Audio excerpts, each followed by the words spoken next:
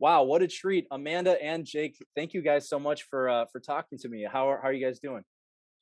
I'm good. I'm good. We're crushing it. So it's interesting. I'm kind of looking at this, and I guess this question can go to Amanda first, and then Jake. But Amanda, did you have questions if this fight would ever transpire?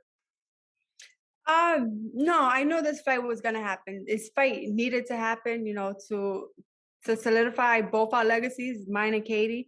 Mhm. So I think it was gonna happen. It was just a matter of time, and I'm super glad that Jake came along with it and just put it here, headlining Madison Square Garden, the pay that we're getting that we deserve. So I'm excited. Well, and that was actually going to be my second question. How instrumental was Jake in making this fight happen? Very important. He played a major role in getting what we deserve, money wise, what we deserve in this fight. And I couldn't be super honored and blessed to have him by my side. So, Jake, I'm going to ask you a question. First of all, it's a treat that you're on this call. You know, there's one hat, being the boxer, having the fights, being the fighter. So I think that takes you into this realm a little bit. When did you decide that, hey, boxing management and the promotional aspect was something that I could do? Was that something that you always thought of in the back of your mind? Yeah, look, I mean, just growing up, I always knew I could be like a talent manager just in general because I never like had really um, met a good manager when I was young, and I was like, I can manage myself, but I just didn't have the time to. So Hmm. I've always, been on the business side of things and an entrepreneur, and then obviously, linked up with Nikisa to create Most Valuable Promotions, and the two of us together are a lethal duo, and it's been fun, being promoter Paul. That's my new nickname, I think. Amanda, when you first tell people that you're linking up with Jake Paul, what was the reaction maybe that you got from other fighters and other people in the industry? Were they weary of that at first? At first they were. At first it was like, "Who's that?" Because he was coming up in the sport, and a lot of people was like, "Oh yeah!" Like the younger crowd was like, "Oh my god, yes, yes, yes, yes!" My nephews, they loved it, but it was, I think, had to be the fastest and the easiest decision that I made. 13 years in being a professional boxer, and it's just been so many ups and downs, and now it feels like there's light at the end of the tunnel, and I'm super excited to see where this fight takes us and how far we can go. This fight gets signed, Madison Square Garden, biggest fight in female boxing history. I mean, I'll say it, everyone's saying it. It's the biggest fight in female boxing history.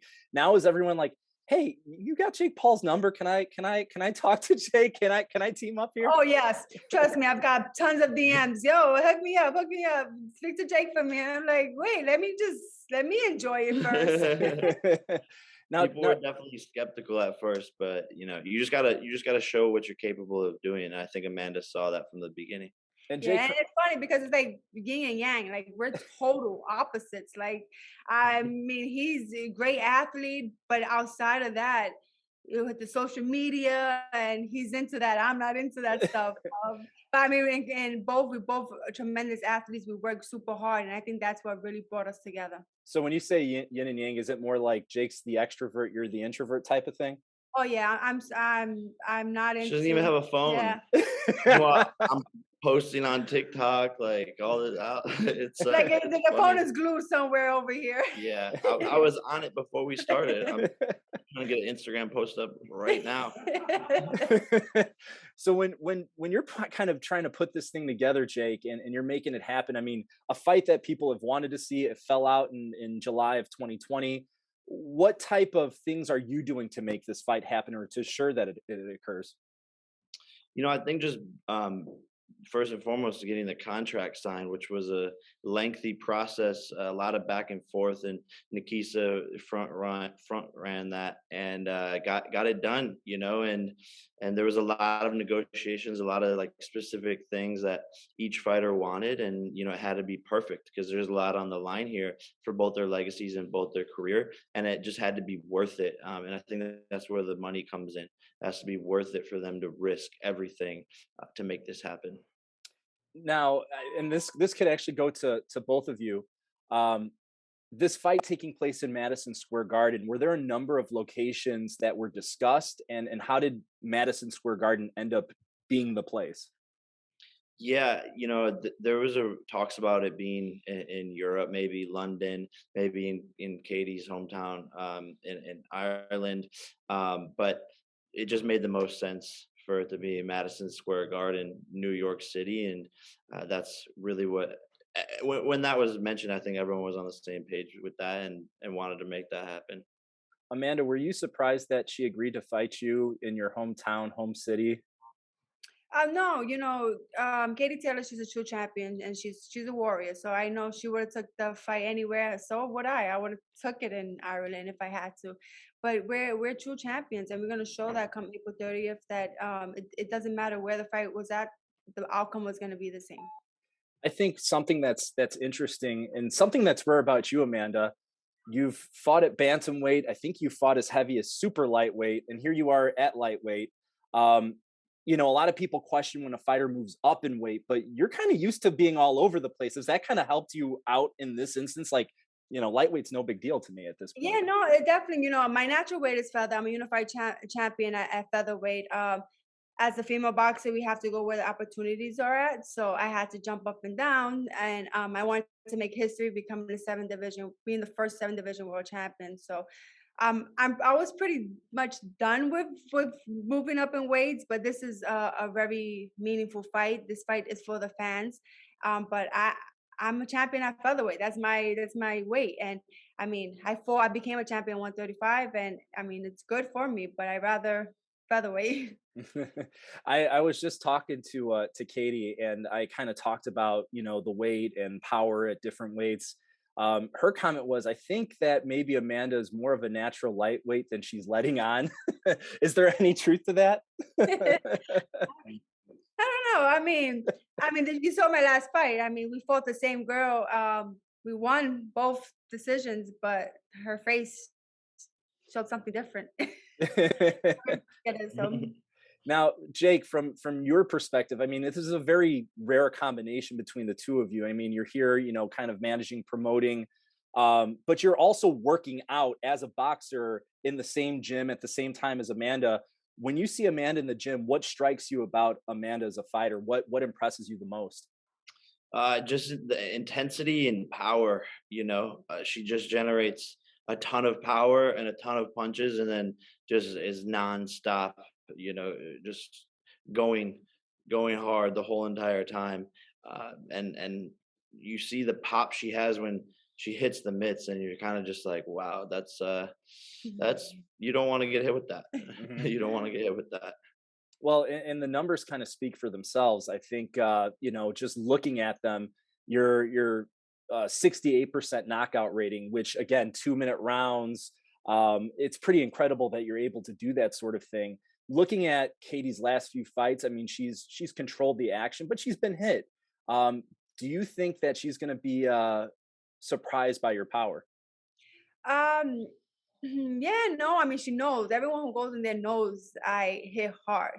But it's a difference when you're actually feeling those punches and when I'm hitting you every second, every minute of every round. So, I Mhm. mean, she might be surprised, but I'm pretty sure she's gonna be sparring with men that hit hard or women that, well, there's no women that hit as hard as me. But I mean, she's gonna try to get it done in the gym, but it's still a surprise. I know that a lot of the prognosticators are going to sit here and predict a decision one way or the other. Jake, do you think that maybe Amanda kind of breaks that mold and maybe even gets a KO here? For sure, I think in fights that are this big, it's different when you're the main event and all the spotlights on you and all the media and the pressure and the buildup, and you're going up against someone else who is the best in the world. Uh, you never know how someone's going to react in that situation, but I just feel like Amanda might have more grit and get get a knockout. Like, I don't know. I just feel it. I feel it, and that would be it would be incredible. But regardless, she wins by decision, of course. But I just think you never know how someone's gonna react. But I would put all my money on Amanda. Um, Looking at this fight, New York, your hometown. It's her titles on the line. Would you say that she has more pressure on her, or is the pressure more on you, or is it kind of split between the two somewhere? I think it's split between the two. You know, Katie's fought here a couple of times, and they love her here in New York. And no matter where Katie goes, she has all Irish. Practically the whole Ireland comes to support her. And yeah, she has all the belts. But you know, I think it's pressure on both ways, both sides. Question for both of you. This fight, being the biggest, how do you see this impacting the sport of female boxing all the way around? What do you hope that comes from this in the aftermath?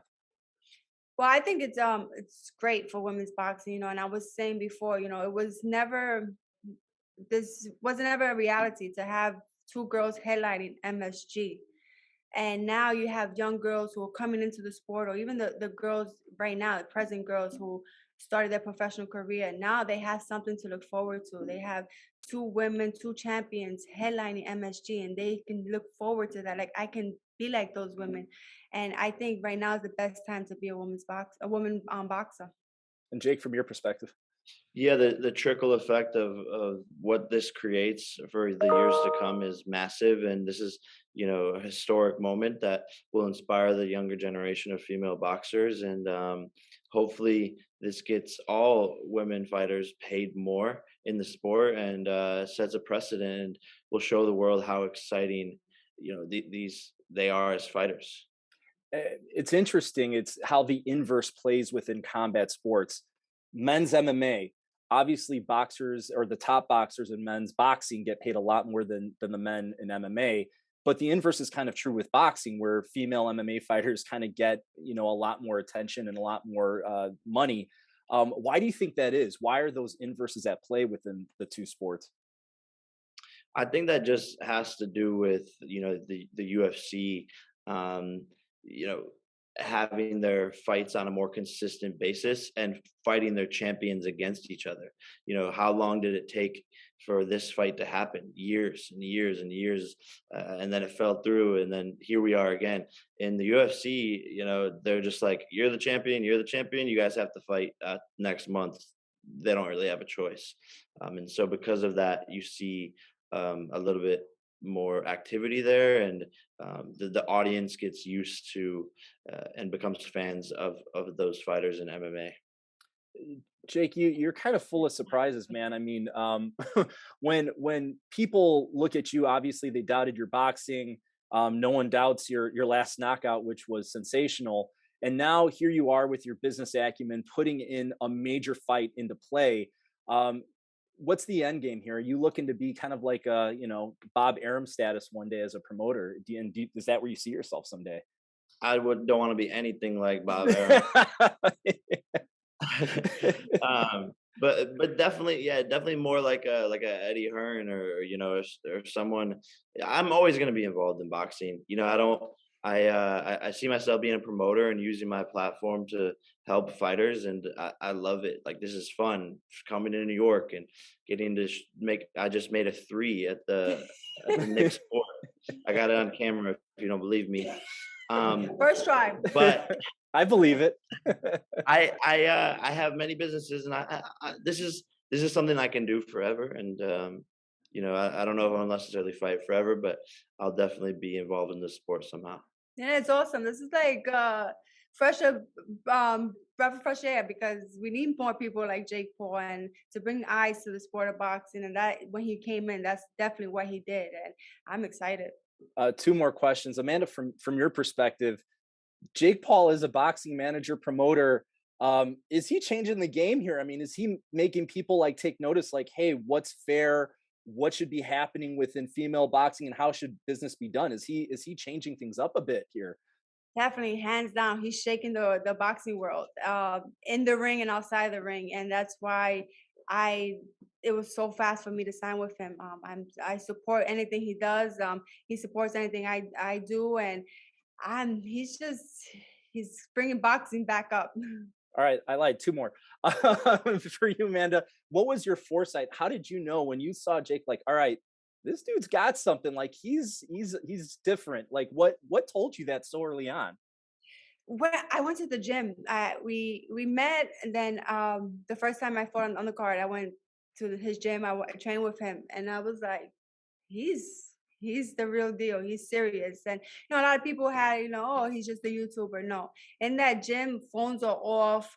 He has his whole crew that are supporting him and just like amping him up, and you can just see he's an athlete in the gym, and that's what really was like, hands down, this kid is the truth. Final question for real this time. For Jake, after this fight for Amanda, what do you think her markability is going to be and her name in the sport? What's gonna be her status after this fight? It'll be so undeniable, and Amanda Serrano will become a household name. And I said it since day one. She's going to be on billboards everywhere, and that's what she deserves. So it's really cool to be a part of it. Well, let me get my smile You down ready pat. for the? Get ready for that billboard shot. Well, Amanda, Jake, thank you so much for the time today. Amanda, it's been fun talking to you once again, and best of luck come April 30th. Thank you, I appreciate it.